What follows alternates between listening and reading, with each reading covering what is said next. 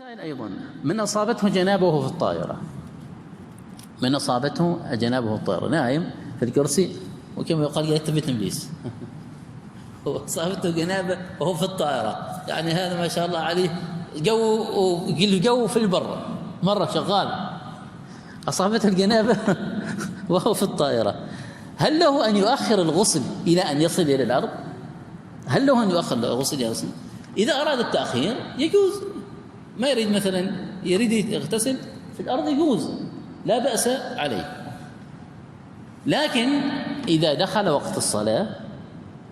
وقت الصلاة فاغتسل، ذهب واغتسل من هذا الماء وتوضأ وصلى، أيضا حسن، أمر حسن بما أن الوقت دخل.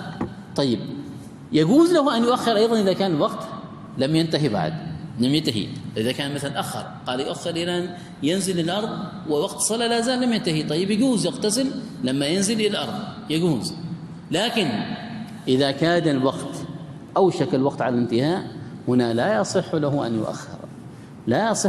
أن يؤخر، وإنما يسارع إلى الاغتسال بذلك الماء الموجود في الطائرة وبالإمكانية التي يقدر عليها.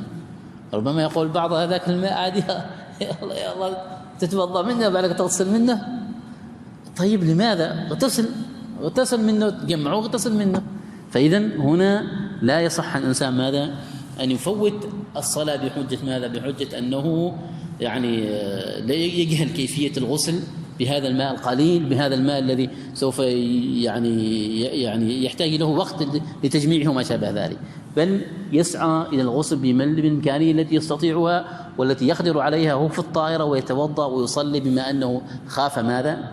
خاف فوات وقت الصلاة.